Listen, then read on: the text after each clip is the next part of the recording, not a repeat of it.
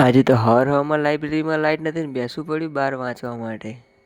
काय को फोटा लिया હવામાં મસ્ત મજાનો હતી હતી ને આજે તો ચોકડી આવીને બસની વાત જતો એટલી વારમાં બસ આવી બસમાં બેની ટિકિટ કઢાવી લીધી બસની ટિકિટ મળી બાજુવાળી સીટ.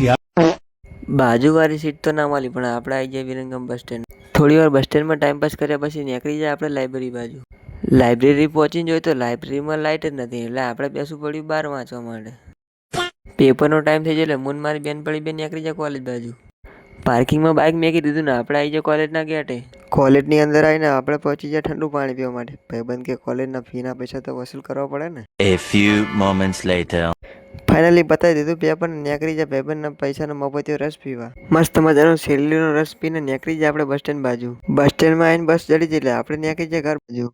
ચોકડી આવીને મળી જાય ગાડી ને એટલે આપણે ગાડીમાં મસ્ત એસી ની હવે ખાતા ખાતા નીકળી જાય ઘર બાજુ.